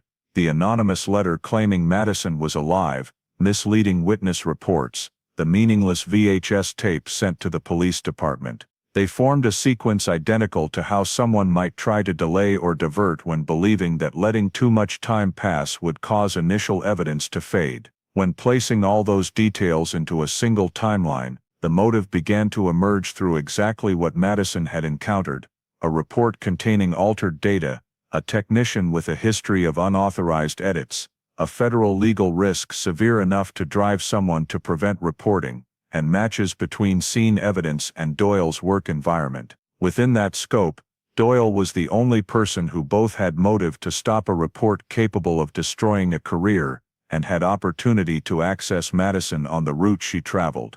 The investigators did not need to revisit files for alternative explanations, because the details about pressure data, altered logs, well supplies, past behavior, and Madison's message draft had already connected into a continuous thread that required no further speculation to see the motive form precisely at the point where data was concealed. A joint task force between New Mexico and Arizona was formed when the information on Doyle led them to Flagstaff, where he lived in a small apartment on the edge of the northern forest area of the city. Unmarked vehicles took turns parking a few blocks away, observing the building's entry and exit points, noting his daily routine hours, and the routes he usually drove each morning. He worked freelance, moved around in an old pickup truck, sometimes leaving the house early to head to a familiar garage on the east side of town, where he often bought parts. The surveillance team did not reveal their presence, only waiting for small moments sufficient to collect biological evidence. The opportunity came when Doyle bought water at a store next to the highway and tossed the can into an outside trash bin. An officer in plain clothes walked by as if a tourist, picked up the water can from the trash, and placed it into a paper bag as personal items. The collected sample was rushed back to the laboratory in Santa Fe the same day, and the DNA sequence extracted from the can's surface matched the sample found on the nylon strand as well as the steering wheel of Madison's car. Every marker matched, with no discrepancies. When the results came back, the investigation team did not record any noisy excitement, only continued to focus on the next steps, because the DNA match was merely one part of the expanding chain of observations around Doyle in Flagstaff. Surveillance continued quietly until a second opportunity arose when Doyle left the house carrying a cardboard box, drove to an abandoned dump site outside the city, and discarded it in the old electronics disposal area. The task force waited until he left, then retrieved the box. Inside were only miscellaneous worthless items, but that detail convinced them Doyle was accustomed to disposing of old belongings in ways that were hard to trace. A search warrant could only proceed once the court approved, and to obtain that, they needed more than a DNA sample. A sealed line for a covert warrant allowed garbage collection from Doyle over multiple days, from which several disassembled electronic devices were discovered, including an old hard drive without its casing. The hard drive was sent to the digital forensics lab, and technicians found a partition structure, indicating it had once stored EnergyCo system data. Many data blocks had been overwritten, but the remaining fragments were sufficient to recognize signs of operational logs and configuration files from 2002. Some code segments contained access timestamps in the format typical of those created when a technical employee directly manipulated logs. When deeper recovery was performed using specialized tools, they found numerous small files showing manual deletion signs, including portions related to well 14. No one jumped to conclusions. They simply continued reconstructing readable parts. The pieced-together data fragments showed a log segment that had once recorded pressure values different from the altered version held in company records. These segments were not continuous, but their structure matched the type of data Madison had viewed the day before she disappeared. When a marked entry was found in the hard drive's temporary folder, a file in internal report format appeared, existing only as a draft, incomplete. The header matched the name of the report Madison had opened, and the pressure table section missing from the official copy was clearly present in this draft. The pressure curve fluctuated identically to the segment recovered from the company's storage system. The draft report carried edit timestamps close to the period when Doyle was still employed at EnergyCo, and its presence on his personal hard drive prompted the investigative force to expand the search scope. A search warrant for the residence was requested from the Arizona court by emphasizing the DNA match, the recovered system logs, and the likelihood that the hard drive contained data originating from the company. Upon entering Doyle's apartment in Flagstaff, the investigation team checked every cabinet drawer, every storage box, and discovered additional disassembled devices. Old circuit boards from technical computers, memory cards with structures once used for well system data storage devices, and a stack of faded papers containing preliminary printouts of pressure reports. A forensic technician compared the files recovered from the hard drive with the printed pages found in Doyle's home, and they belonged to the same technical data lineage, abnormal pressure tables, edit note entries, and the same discrepancies that had appeared in the report Madison opened. Data from the hard drive showed multiple records that Doyle had deleted or altered, evident through consecutive data blocks bearing timestamps that deviated from normal operational procedures. When the recovered segments were pieced together, those records resembled a log torn out of the system piece by piece, leaving gaps that only someone with direct access rights could create. The more they cross-referenced, the clearer it became that nearly the entire altered structure related to well 14 or wells in the chain of reports connected to it. In the final cardboard box placed in the storage room, they found a partially printed draft of the pressure report, the exact type Madison had reviewed before disappearing. The draft page contained the strong pressure fluctuations absent from the company's stored version, and only when placed side by side did they recognize the data-cutting rhythm matched the editing style Doyle had performed in 2001, while still a technician. The draft provided the final piece in the chain of documents collected in Flagstaff. When all items found were entered into the court file, the water can bearing Doyle's DNA matching the sample on the nylon strand, the hard drive containing operational logs and deleted data, printed papers with the draft report, and pressure values matching the recovered data segment, the investigation team reached the threshold to request the Arizona judge issue an arrest warrant. All the physical pieces collected in Flagstaff required no interpretation. They connected themselves into a seamless chain that opened the way for the next step in the investigation. When the first light of day had not yet fully crossed the Flagstaff mountain slopes, law enforcement was already positioned outside Doyle's apartment, spread along the hallway with the precision of a team that had shadowed the target for weeks. The knock on the door rang out hard and decisive, startling Doyle into appearing in a rumpled t-shirt, his eyes still carrying unguarded surprise. The arrest warrant was held level with his gaze, and that brief moment stretched endlessly as Doyle pressed his lips into a thin line, fingers gripping the door edge as if trying to keep reality from crashing down too fast. The near-instinctive resistance came when he took a single step back, but two officers closed in, cuffing his wrists with the dry metallic snap echoing down the corridor. Neighbors cracked their doors, then quickly retreated inside, while Doyle was led past the railing like a shadow stripped of its long-held disguise. In the interview room, Doyle was seated in the cold metal chair, hands resting on the table, as though trying to project calm. He insisted he had no involvement, did not know Madison, knew nothing about the pressure report, and had no reason to be dragged into a case buried for 2 decades. Each statement was delivered in a hard, sharp tone, but the outward strength began to crack when the investigator placed the cell tower extraction printout in front of him. The dots on the map clearly showed the signal from Doyle's phone positioned near Highway 64 at the exact time Madison disappeared. Doyle stared at the map for several seconds, trying to keep his expression flat, but his shoulders gave a faint tremor when he saw the location overlapping the stretch of road where Madison's car was found. He claimed it was mere coincidence, just a drive-through while heading to Arizona, but the investigator said nothing, only sliding over a photo of old GPS data from the pickup, once registered to Doyle,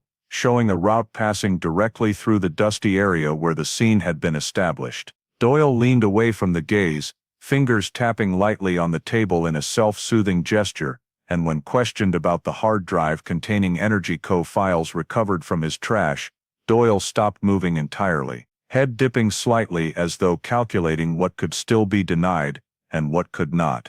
The interview unfolded in a state of taut tension, filled with heavy silences, but what froze the entire room was not the technical evidence.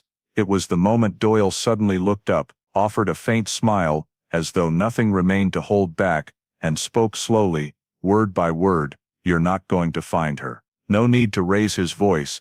The statement itself chilled the space, not from threat, but from the certainty in his tone, as though he already knew where Madison was, locked away by time, rock and steel. The investigator asked what he meant by that, but Doyle offered not another word, only stared down at the table with the posture of someone who had just revealed more than intended. The prolonged silence let the statement spread through the minds of everyone watching through the one-way glass. Anyone who had ever worked abandoned oil wells understood one thing clearly: some structures reach depths where even technical light cannot touch bottom. Sealed steel chambers and ancient piping, closed off for decades, can hold anything without leaving a trace on the surface. When Doyle was escorted out of the room, his eyes flicked toward the door as though sending a message that they were wasting time if they thought Madison could be found anywhere on familiar ground. The investigators exchanged glances without speaking, but each understood the new direction that had just opened. They returned to the case table, where the list of wells shut down from the late 1990s lay scattered across the technical map of the Blanco and Lybrook regions. No one needed to voice it aloud. Doyle's words had been enough to pull every ounce of attention toward those forgotten structures. The capped wells, the steel shafts plunging hundreds of feet, the long uninspected technical chambers, all rose as possibilities that could no longer be ignored. The room remained lit by white neon, yet the atmosphere grew heavy in a way difficult to describe, and every gaze converged on the locations of the abandoned wells, as though that were the only place left capable of answering what Doyle had just let slip. As he walked down the hallway, the officer's footsteps rang out in 3 steady beats, while the investigation team remained inside, knowing they had just entered a new phase of the case, one no longer reliant on numbers and reports, but on soil, steel, depth, and the subsurface structures long forgotten by humankind. When Doyle was held for many more hours in the interview room under the white light shining down on a face that no longer held the confidence it had at the beginning, the continuous presentation of evidence in front of him, caused the initial stubborn shell to deform little by little. Doyle did not speak much in the first minutes, only leaning back in the chair and keeping a stubborn gaze as if to assert that all the investigators' efforts were futile. But as the sound of evidence being placed on the table rang out repeatedly, the DNA sample extracted from the water can perfectly matching the sample on the nylon strand, the system logs in the hard drive thrown in the dump, matching the well 14 data chain, the draft report matching the document Madison viewed the night she disappeared.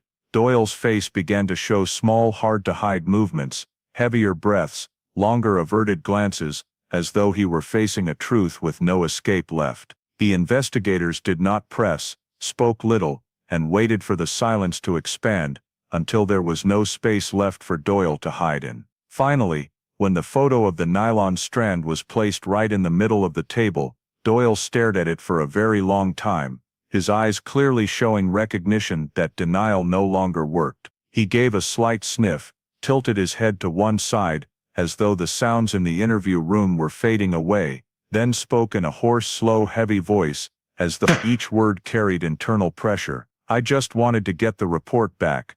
The investigator stopped writing immediately, not interrupting that fragile moment, and Doyle rested his hand on his forehead, trying to steady his breathing before continuing in a volume so low that one had to lean forward to hear clearly. He said Madison knew too much, that she had opened exactly the file containing the abnormal pressure segment, that she had asked around a few people in the company before leaving work that evening.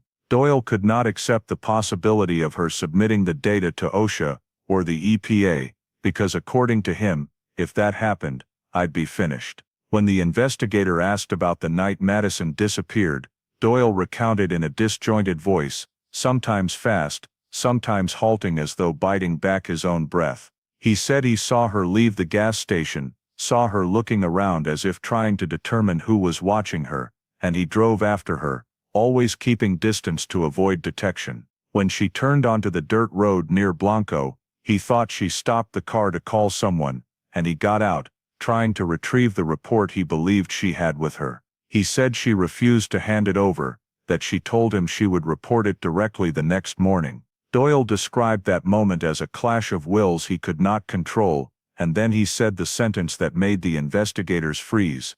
"I kept her there, just to get the report, that's all." He recounted that he used nylon cord from old supplies in his truck, a roll with frayed plastic edges, cut quickly with a technical knife to tie Madison's hands. He spoke with a slight tremble, saying that at the time he only wanted to stop her from leaving before he got the document, without thinking of the consequences that would follow. Doyle looked down at the table, and when the investigator asked where she was taken, he remained silent for a very long time. The interview room seemed to shrink around the metal chair he was sitting in. Then he said, without looking at anyone, that if you search, you should probably go to Lybrook B17.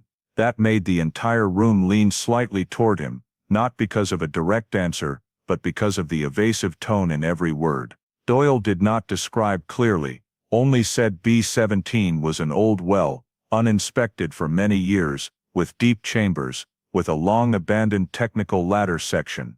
The investigator asked why that well, and Doyle only replied because its structure is sealed enough. When asked whether Madison was down there, Doyle leaned back, creating an elusive distance, then said that think what you want, I'm not saying more, but that very evasion made the answer clearer than any full confession. Doyle then mentioned the well access that had been illegally opened back when he was still on EnergyCo's dismantling team. He said there was a valve door on the southeast side, the lock cut from the time he was young, and he remembered that the technical access path below could be reached if the steel plate covering the wellhead was slid aside. All those descriptions lacked detail, as though he deliberately eroded his own responsibility by leaving gaps in the story, but the way he hesitated each time he was asked how he knew the well remained open, gave the investigators enough reason to believe he had returned to that place at least once, after leaving the company.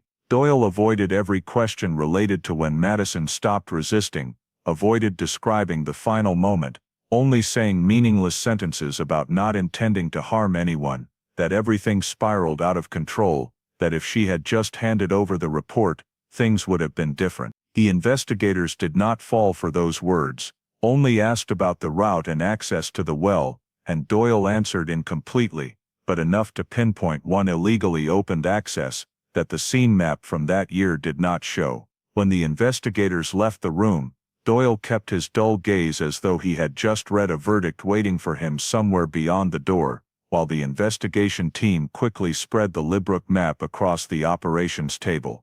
B-17 sat in the middle of dry land, surrounded by old storage tanks and rusted piping, and the fact that Doyle mentioned this exact well made everyone understand they had to move immediately. There was no debate, no one asked again about motive or the reliability of the statement, because what Doyle said aligned with many pieces that had existed from the beginning of the investigation: old nylon, specific chemical traces, vehicle travel path, and the challenging statement that you're not going to find her.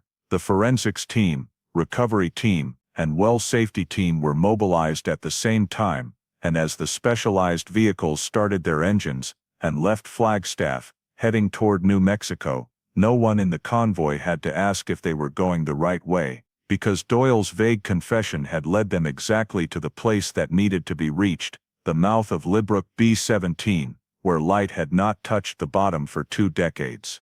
As the forensics convoy entered Lybrook, under a sunset, casting a faint red hue over the rusted storage tanks and pipelines abandoned for decades, while B-17 lay silent like a gigantic pit covered in dust by time and sculpted into a barren gray by desert winds. When the steel plate covering the well was lifted, the sound of rusted metal scraping against itself echoed with a gritty rasp that seemed to rise from very deep underground, and the CSI team began setting up technical lighting so that streams of blue-white light poured down the well shaft. The measured depth was nearly 200 feet, narrowing toward the bottom because the well structure had been sealed since the late 1990s. A specialist secured a safety harness around his waist and lowered himself down the old technical ladder, checking each cracked section and the rock layers clinging to the well walls before signaling to the surface team that the well bottom had a subsided area,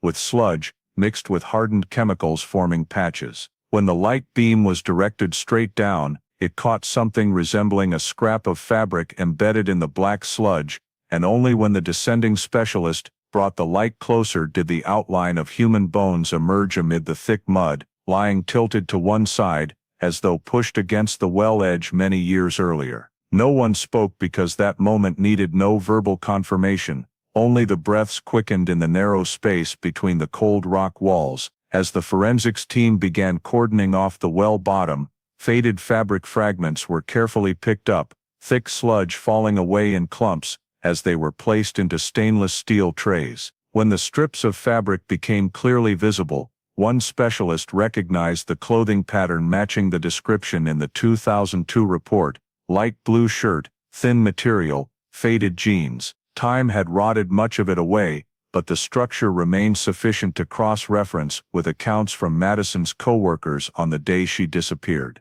When the remaining portions of the clothing were brought to the surface, the examination team quickly erected a white tent to block the sun and prevent heat from altering the material structure. At the well bottom, the forensic specialist continued gently brushing away sludge to expose the full skeletal frame. The skull lay tilted, the jawbone detached but still nearby, while ribs were scattered across the sludge layer as though a force from above had shifted them during impact. When the examiner reached the neck area, they paused longer, bringing the light close to observe the thin bone running across the front of the trachea. On the bone surface were faint, parallel, evenly spaced grooves consistent with cord strangulation, and that exact structure caused the entire team to freeze, because the pattern matched the mechanical impact description of nylon cord when tightened.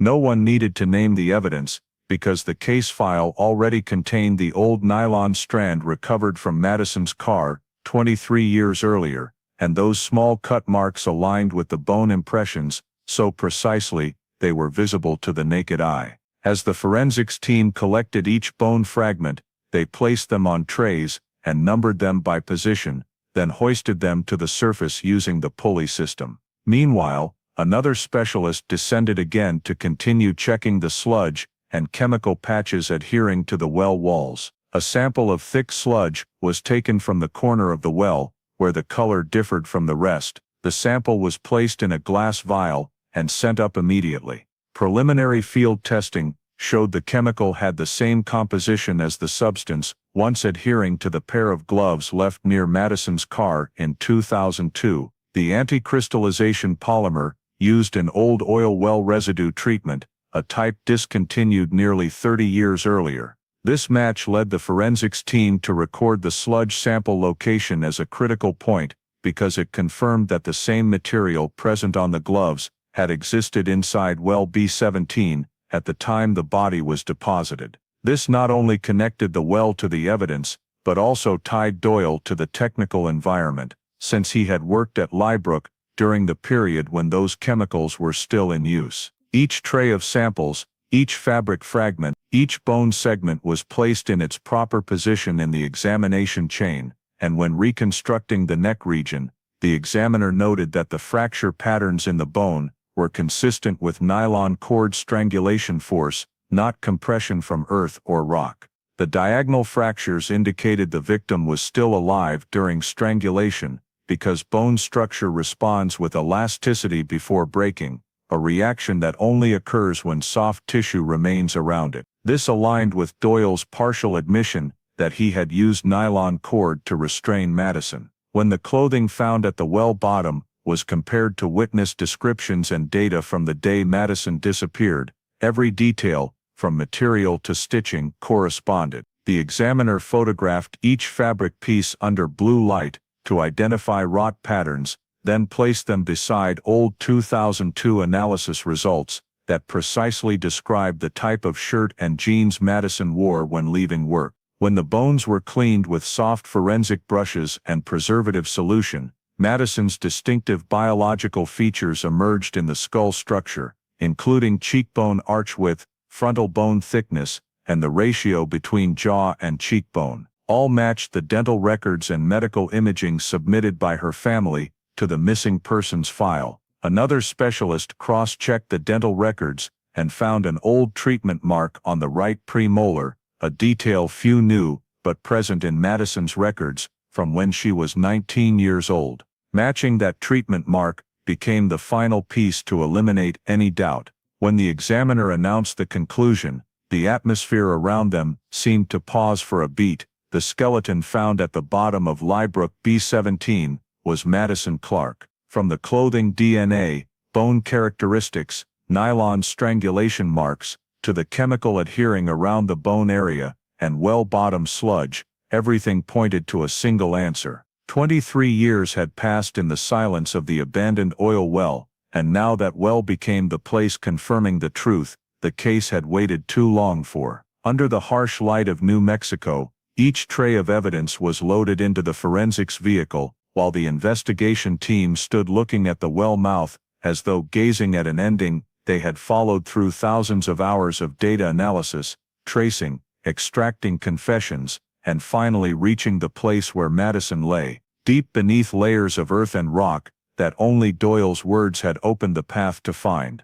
When the trial of Doyle opened at the San Juan County Courthouse in early 2025, the atmosphere inside the courtroom was thick with 2 decades of pent-up waiting and taut with the sheer volume of evidence stacked in sealed boxes on the prosecution table, and those in attendance seemed to understand that this was no longer a missing persons case, but the trial for a crime concealed at the bottom of an oil well. The prosecutor stood before the jury, beginning by outlining the recovery of Madison's body at Lybrook B17, then gradually shifting to the chain of evidence that had pulled Doyle out of the shadows where he had long hidden. One of the most critical pieces presented was Doyle's DNA sample extracted from the discarded water can, which matched perfectly with the DNA on the nylon strand and Madison's steering wheel. When the prosecutor displayed the DNA matching sequence on screen, marker by marker, the jury watched the string of symbols intently,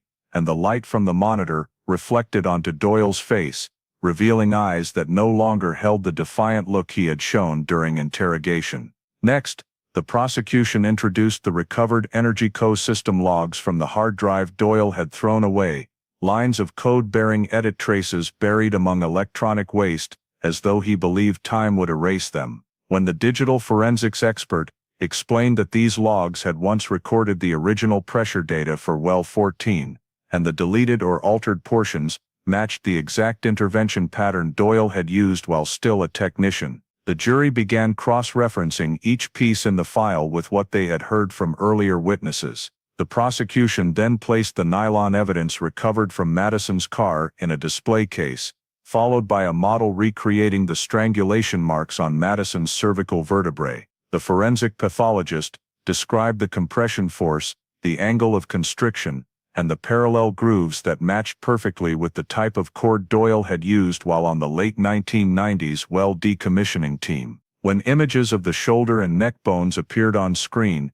showing indentations caused by nylon, the silence in the courtroom shifted from curiosity to the cold realization of an irreversible truth. The prosecutor continued by reconstructing Madison's communication timeline, from the afternoon she left work until her phone signal vanished in the Blanco area, then overlaying it with Doyle's cell tower pings appearing near Highway 64 at the same time. When the map showing both travel paths superimposed appeared before the jury, the intersection fell exactly on the dusty stretch where Madison had stopped, and that alignment allowed the jury to visualize the sequence leading to her disappearance. The GPS specialist then presented the route of the pickup, once registered to Doyle, a path that passed directly toward well Lybrook B17, not once but twice during the period when Doyle claimed to be elsewhere. When the prosecutor asked an EnergyCo technical witness who had access to old wells, the witness stated clearly that Doyle was among the small group trained to open well valves, operate technical ladders, and understand the structure of decommissioned wells. In the courtroom, that statement landed like a perfectly fitted piece aligning with everything the examination team had discovered at the bottom of B17. The prosecutor did not sensationalize, did not dramatize.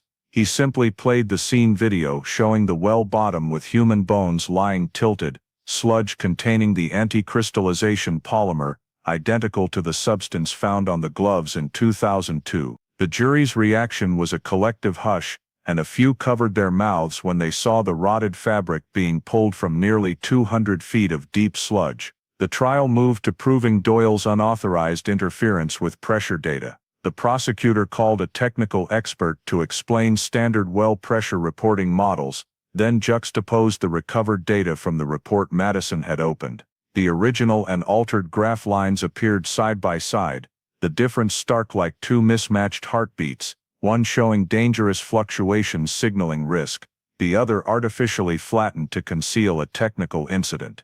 The jury watched the deleted and modified pressure values, then looked at Doyle, who gripped his hands tightly, as though trying to crush the presented records. When the prosecutor asked an internal witness about Doyle's work history, the witness confirmed that in 2001 he had been suspended for log tampering, and the editing style from that time matched the traces in the recovered data. This forced the jury to confront the possibility that someone with a history of data tampering had done it again in the year Madison disappeared. And when the prosecution shifted to the oil well itself, the Lybrook B17 schematic expanded on the screen, displaying the deep structure and the technical ladder location where Madison's body was found. The well specialist explained that few people knew how to open the access path beneath the sealed steel plate, and Doyle was among that select few. The jury understood that the defendant's access to the old well was no longer a hypothesis, but a fact confirmed by multiple cross-reference documents. Doyle was called to respond, and he continued to insist he had no involvement, that his earlier statements were coerced, that he knew nothing about well Lybrook. The prosecutor asked only one question: "You claim you hadn't touched that well since 2000, so why does the hard drive at your home contain well 14 logs from 2002? Doyle did not answer. His face paled slightly, and that heavy silence was noted by the jury. The defense attorney tried to counter that there was no video or direct eyewitness, but each time they raised a point, the prosecution simply replayed a piece of forensic evidence. Complete DNA match, nylon strangulation marks consistent with the evidence, clothing matching descriptions, chemical match deleted logs, cell tower and GPS routes. Each piece was a door slamming shut behind Doyle, leaving him no remaining space to escape. When the jury retired to deliberate, the silence in the courtroom stretched tight as a drumhead. No one left their seat, and every eye fixed on the door where 12 people were weighing more than 23 years of truth buried at the bottom of a well. When they returned, no one needed to look at the paper to guess the outcome. The verdict was read clearly, each word ringing out as though breaking free from 2 decades of concealment. The jury unanimously found Doyle guilty, and in that moment, his face turned ashen as the limestone layers that had held Madison for 23 years. When the sentencing hearing began in the packed courtroom of the San Juan County Courthouse, Doyle was brought in wearing bright metal handcuffs under the overhead lights, his face pale after weeks of trial, and the atmosphere so heavy that any small sound seemed trapped between the 4 walls. The judge reread the jury's verdict before moving to the sentencing phase, voice steady and grave, unchanging in tone even as he listed each charge. Doyle stood motionless, hands clenched as though trying to hold on to something long slipped from his grasp. The first sentence pronounced was for kidnapping, carrying a term of 40 years imprisonment for the unlawful restraint and control of Madison on the night she disappeared. The judge did not pause, immediately moving to second-degree murder with a sentence of 35 years, citing the intentional violent act that caused Madison's death to prevent her from reporting the data. Next came 10 years for tampering with evidence, relating to Doyle's deletion of pressure logs, concealment of evidence, and disposal of the body down an oil well. 23 years of concealment, distortion, and evasion of responsibility were now condensed into a total of 85 years in prison, and when the judge stated clearly that there would be no possibility of parole for the first 40 years due to the deliberate nature of the cover-up, and the prolonged efforts to obstruct the investigation over many years, silence enveloped the room like thick glass. Doyle showed little reaction, only dipping his head slightly, eyes drifting as though staring at a wall with no exit. The judge continued reading the court's reasoning, noting the critical role of forensic genealogy in solving the case. When the examination records were displayed on screen, the DNA charts and family trees once constructed to trace Doyle's distant relatives were presented to those in attendance, as an acknowledgement of the method that had opened a path in a case long thought permanently buried. The final police report was also cited in the judge's remarks, stating that the tiny residual DNA on the nylon strand had been the first door opened, leading them to the right person and the right place, and the lead investigator's exact words were quoted. Without the DNA on the nylon strand, this case would never have been solved. Even in the oppressive weight of the sentencing hearing, that statement created a quiet ripple through the back rows, where a few people sat with hands pressed to their mouths to hold back emotions pent up over years of watching the case stall. When the judge pronounced the final part of the sentence, every eye turned to the Lybrook B-17 well diagram still displayed on the large screen.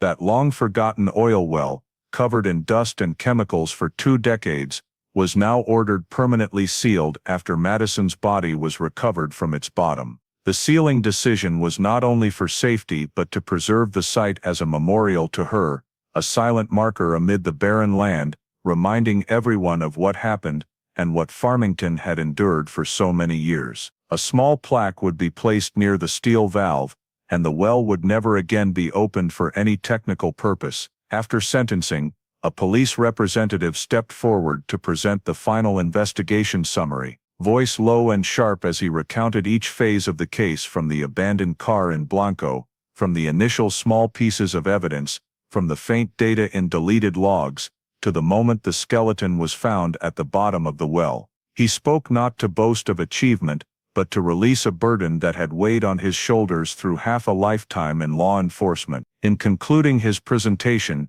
he said Farmington could officially close the Madison Clarke file after 23 years of waiting, and that finding her did not lessen the loss but at least returned the truth to her family, the community, and the investigative team that had persisted quietly. Madison's mother kept her eyes on the floor throughout the hearing, hands gripping a faded photograph, as though that image was the only anchor she had found after an endlessly long journey. When the judge struck the gavel to conclude, everyone rose in accordance with procedure, while Doyle was led down the rear hallway, where cold air from the ventilation system blew through his newly issued prison jumpsuit, and his footsteps echoed neither fast nor slow, only steady like a final image of the man who had hidden the truth at the bottom of an oil well for 2 decades. Outside, the Farmington sky spread a pale light, and the Madison Clarke case file was sealed in the archive with a red stamp marking the completion date,